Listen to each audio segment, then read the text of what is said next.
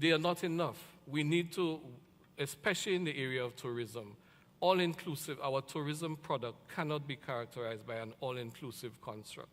There has to be niche opportunities, and this is where in the OECS we're using the inclusion of Martinique and Guadeloupe as an opportunity to promote community tourism, bed and breakfast, involvement in local festivals and so on, so that we can have that niche where young persons can see opportunities. Tourism can mean something to the person in the street.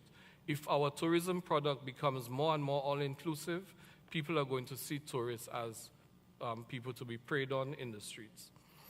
In Cuba, for example, the opening up of trade, and that connects to the presentation earlier on trade in Cuba. That's my last point.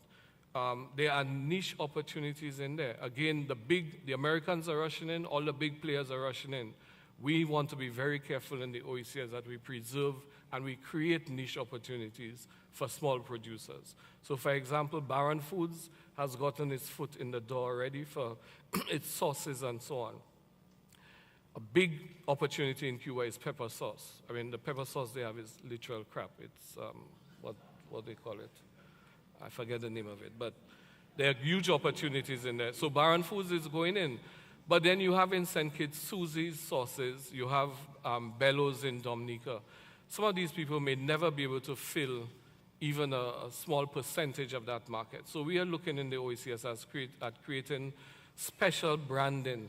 For example, the liquid fires of the OECS for our pepper sauces, so that all the small pepper producers, you can do 10 cases, he can do 100 cases, we aggregate that into a shipment to penetrate the Cuban market. And by doing so under a unified brand, it allows the small producers to grow organically according to their capability within an expanding market. Thanks. Thank you very much, Dr. Rios. Lots of actions. Action number 3, to promote diasporic investment in the region. Action 4, PPPs for development of niche industries, which usually we use PPPs for mostly infrastructure and large projects. So that's action number 4. Action number 5, which I think it's very, very significant, is basically to channel the impetus of young entrepreneurs into productive opportunities. And I think it's a very relevant action item to put in the action log. I don't know if Richard is around, but he must be very, very happy. And a lot of things are happening. I mean, I think that in there some sort of presented a kind of a loom picture of what could happen if we just don't wake up in the private sector. But on the other hand, there are like amazing examples of private sector really using the Caribbean as a global growth platform. And I think one of the most interesting and fascinating, if it's this case, is really what is Republic Bank doing. So David, how come a local bank in the Caribbean is now becoming a global bank? How does that happen, and how will you use the Caribbean as your growth platform? I think if you go back to our history, Miguel, you'll see that about 25 years ago, we started a journey. And our view was that one can create in the region a local bank, a regional bank, that is owned and managed by the people of the region, who can compete successfully against other banks, international banks in this region, and who can then go outside of the region and compete. So it's a journey which started, and since then we have invested in Grenada, we have invested in Barbados, we have invested in Guyana. We have operations, and people, if they don't know, we have been operating in Cuba for the last 15 years. Okay, we have operations in St. Lucia. We recently signed a deal to buy a bank in Suriname, and we feel that through these investments, we are positioning ourselves that we can be the conduit to bring business-to-business partnerships together, because we feel that, you think of it, finance is the oil of the economy, and therefore we are in the right position where we can bring partnerships together.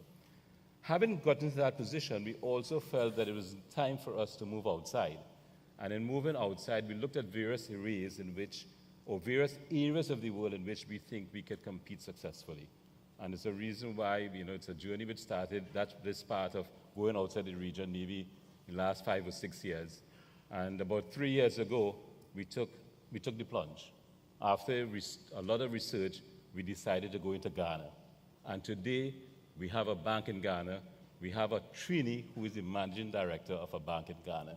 And we also see this as an opportunity where, because of the linkages we are creating now between the Caribbean and Ghana, that we'll be able to move other private sector businesses who may be interested in investing in Africa to start to use Ghana as a platform.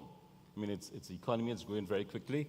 It's a country with 27 million people, so it's huge compared to what we are used to. But because of the stage of the development, it means that we can go in there and actually compete. So that's our vision, and we are happy to say that we've been able to implement so far. So, David, there has been a lot of conversations about, in order to generate convergence, we need policies, we need incentives, we need legal frameworks. But for you, you didn't need that. I mean, you just went there, you saw an opportunity, and you pursue it. So apparently, the entrepreneurial spirit is more powerful than any policy or legal framework? I mean, there are things when we talk about, having, consistent legal frameworks to work with, harmonization of central bank rules, and those are things that we have been discussing for the last 20 years, but we did not see them as constraints from doing what it is that we want to do. Excellent. I mean, it would actually make our life easier, but at the same time, we decided we'll go ahead anyway. Now, what was the main driving for you to decide, let's just step out of the Caribbean? I think the private sector in the Caribbean feel very comfortable in the Caribbean and very uncomfortable outside the Caribbean. How do you decide to be uncomfortable? What was that driver on your organization that made you take that huge, amazing step?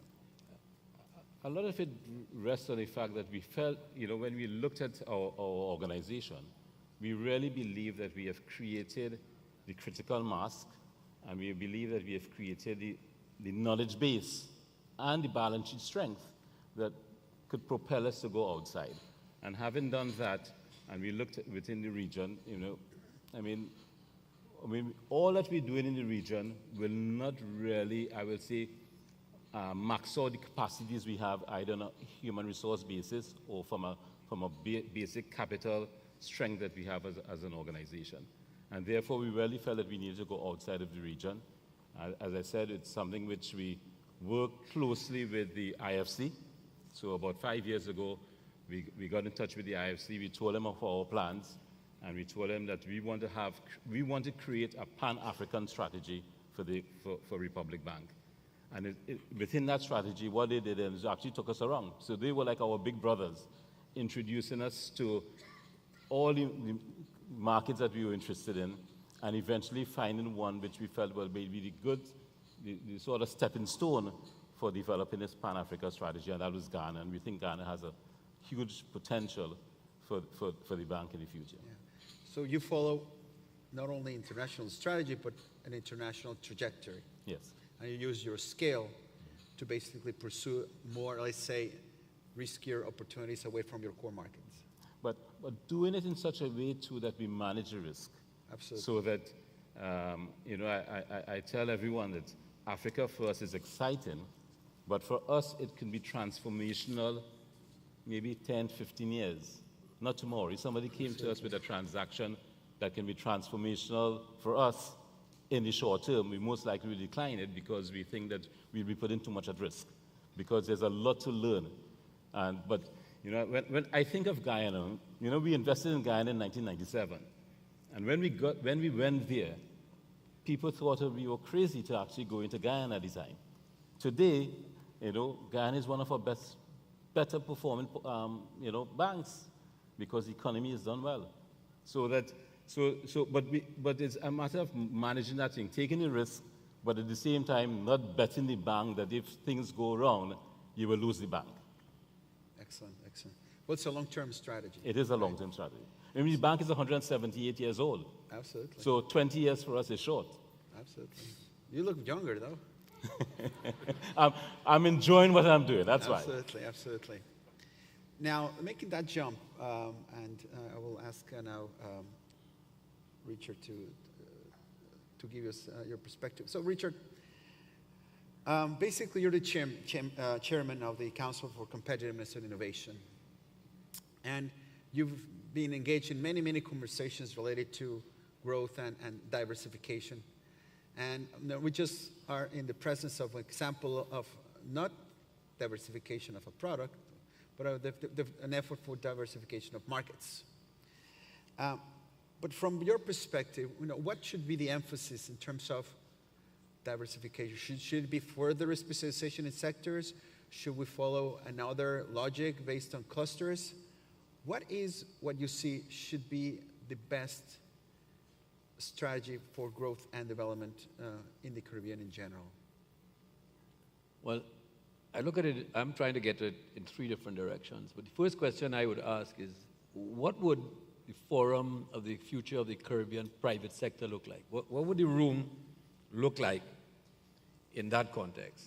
Because, to be quite frank, there's never been one of those.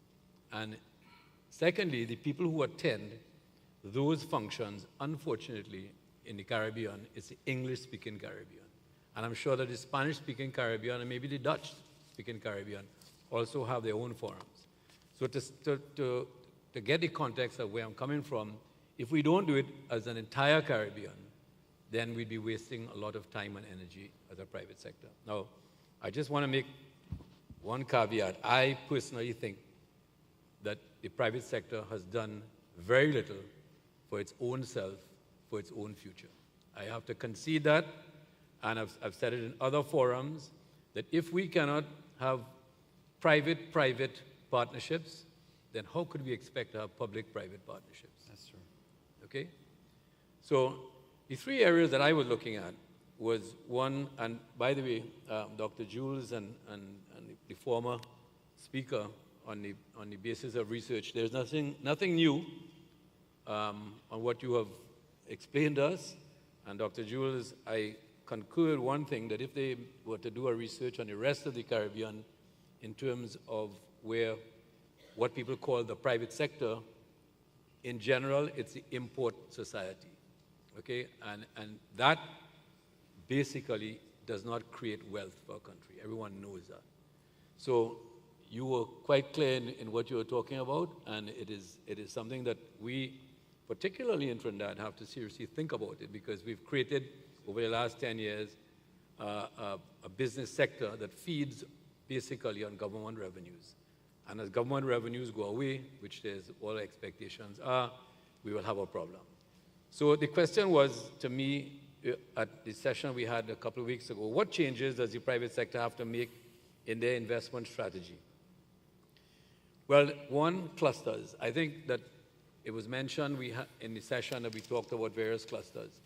And if we're going to have an investment strategy as a private sector, and I mean a Caribbean private sector, hopefully that would be coming out of a meeting such as that, a strategic